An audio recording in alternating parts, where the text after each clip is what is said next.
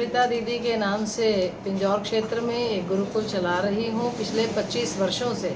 तो हरीश गोयल जी से हमारा संपर्क हुआ और फिरोज़पुर को आज विशेष रूप से बधाई देना चाहती हूँ कि यहाँ पंजाब की इस धरा पर इन्होंने ये बहुत महत्वपूर्ण जो है एक चरण प्रारंभ कर दिया गुरुकुल के माध्यम से। तो ये जो नन्हे नन्हे कृष्ण बलराम आपके इस गुरुकुल में आ गए हैं पढ़ने के लिए, ये आप लोगों की जिम्मेदारी है। अब आप लोग कैसा निभाओगे इस पर निर्णय करेगा, क्योंकि बच्चे तो यहाँ पर इतने आएंगे कि आपको ये कहना पड़ेगा कि अब हमारे पास इतनी व्यवस्था है। आज के समय में ब्राह्मण अपने बालक को वेद विद्या पढ़ाने के लिए उत्सुक भी है, लालायित भी है, उसके मन में तो ये संकल्प है, लेकिन वातावरण का निर्माण करना हम सब के ऊपर निर्भर करता है।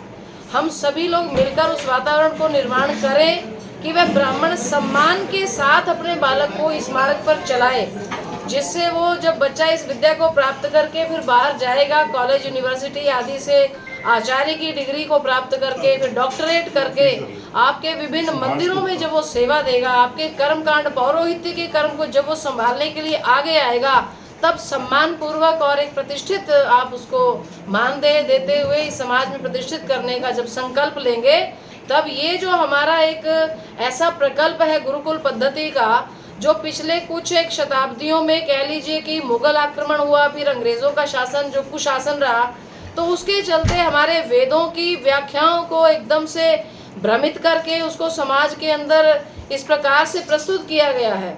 और उसको अब शुद्ध करने का, उसकी शुचिता को फिर से स्थापित करने का, ये अगर आज भी हम नहीं उसका बीड़ा उठाएंगे, 75 वर्ष आज़ादी के हो चुके हैं।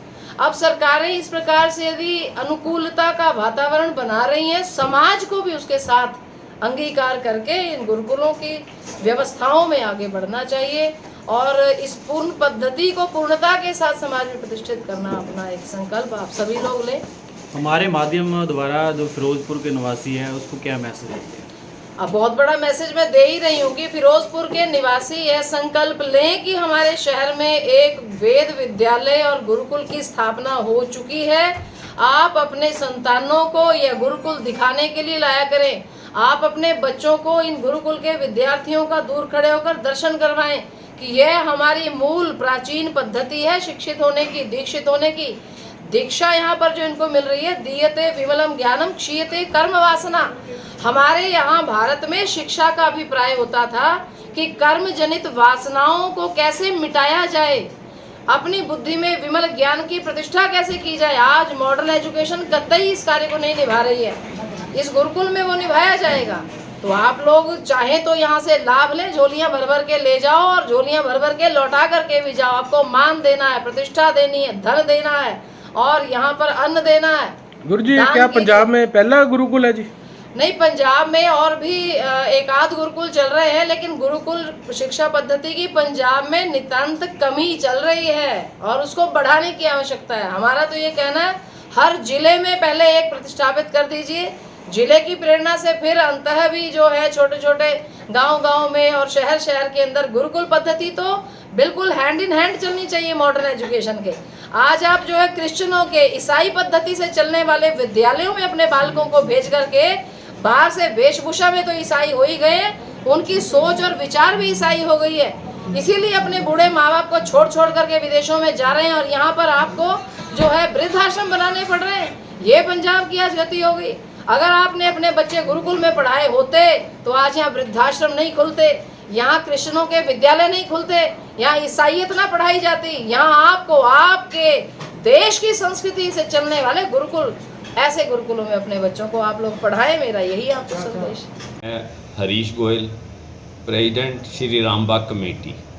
रामबाग कमेटी पिछले 2-3 सालों से इस कार्य को विचार कर रही थी कि यहाँ पर जो संतों की भूमि है उस पर कोई गुरुकुल बनाया जाए जिससे लोग आचार्य बन के निकले। वो हमारा कार्य आज सफल हुआ। सारे फिरोजपुर वासी आज बधाई के पात्र हैं।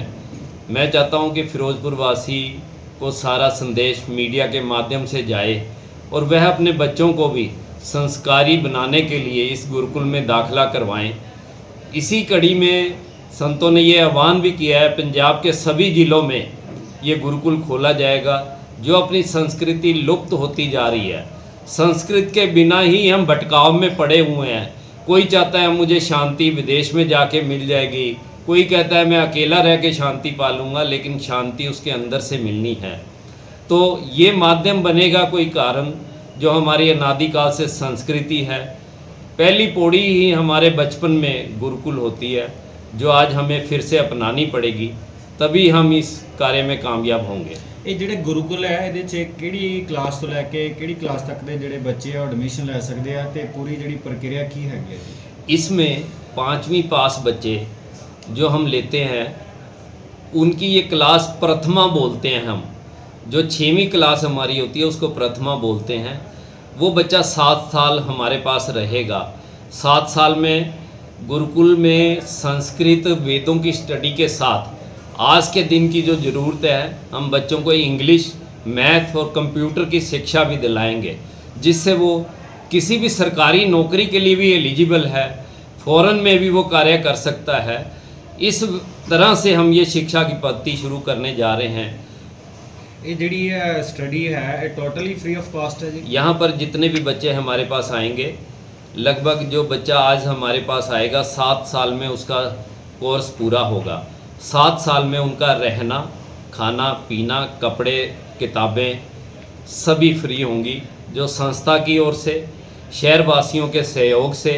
जैसा कि आचार्य जी ने भी बोला है, संतों ने बोला है कि शहरवासी जो सामर्थ्यवान है वो एक एक बच्चा अडॉप्ट करे। ये आवाज़ आप मीडिया के माध्यम से भी लोगों तक जाएगी तो हमारी इसमें कामयाबी हो पाएगी। का प्रोग्राम है उसके बारे में आप क्या कहना चाहोगे? आज फिरोजपुर के अंदर जो ये जो वृद्धाश्रम है अपना राम वाटिका या राम बाग में राम वैदिक जो वेद विद्यालय का प्रारंभ हुआ है। विश्व हिंदू परिषद के सन्निधि में इसको हम वेदों का अध्ययन यहाँ बच्चों को कराएंगे। देश भर के बच्चे आकर के यहाँ पर वेद क्या है, वेद की संस्कृति क्या है, गुरुकुलों के अंदर जो पहले भी वास करते थे, जैसे भगवान कृष्ण भी जब यज्ञोपवीत संस्कार हुआ तो सांदीपनी ऋषि के आश्रम में वेद पढ़ने के लिए चले गए। वशिष्ठ के आश्रम में चाहे राम गए हों, ऐसे हमारी प्राचीन सनातन परंपरा है। गुरुकुल में 25 वर्ष तक रह करके ब्रह्मचर्य का पालन करके अपने मूल वेद को, उपनिषदों को और जितने भी सहायक ग्रंथ हैं, चाहे ज्योतिष है, न्याय है, मीमांसा है, व्याकरण है, साहित्य है, इन सभी संस्कृत वाङ्मयों को पढ़ना, रहना, लिखना, जानना और गुरुकुल के अंदर रह के ही वास करना। ये आवासीय गुरुकुल है। सुबह जागरण से लेकर के रात को सोने तक की दिनचर्या याद है। उसमें सुबह उठ करके पहले स्नान करना, संध्या वंदन करना, फिर योग अभ्यास करना, फिर अपना छोटा सा जलपान करके फिर आगे की दिनचर्या में अध्ययन करना। रोज 8 घंटे निरंतर पढ़ना, फिर 2 घंटा खेलना, 2 घंटा रेस्ट करना और फिर बाकी टाइम पे साधना करना, अपनी देवता के साथ अपने आप को जोड़ना। ये जो तपस्या है, ये तपस्या का आज पाठशाला, वेद पाठशाला शुरू हुई है। इसकी परीक्षाएं भी होंगी। 6 साल के बच्चे को यहाँ एडमिशन होगा, 12वीं कक्षा तक यहाँ एडमिशन देंगे। उसके बाद वो 12वीं करने के बाद देश की किसी भी यूनिवर्सिटी में संस्कृत के 5-6 विश्वविद्यालय हैं देश भर में, ज़्यादा भी हैं, उनमें एडमिशन लेकर के वो आगे पढ़ेगा, प्रोफेसर बने, डॉक्टर बने, इंजीनियर बने, आगे जो उसकी इच्छा है 12वीं के बाद पढ़ने की। वेद जो हमारा मूल है उसका अध्ययन और उसके सहायक ग्रंथों का आधुनिक और प्राचीन दोनों शिक्षाएं यहाँ पर दी जाएंगी। और ये विश्व हिंदू परिषद और रामबाग जो यहाँ कमेटी है, इसके अधीन हरीश गोयल जी हैं और भी जो है, इनके सानिध्य में आज प्रारंभ होगा। ये कितने बच्चे हैं जी गुरुकुल में? अभी हमारे पास 10 बच्चों से ये पाठशाला शुरू हुई है। आने वाले जुलाई मतलब अगला सत्र जो आएगा दीपावली के पास वाला, उसमें 15 से 20 बच्चे और आगे बढ़ते रहेंगे, दिन बढ़ते रहेंगे। रहना, खाना, पीना बच्चों का सारा निःशुल्क है। इसमें माता पिता से कोई पैसा नहीं लिया जाता है। दृढ़ संकल्प, दृढ़ विश्वास के साथ बच्चों को यहाँ ला करके पढ़ाया जाता है।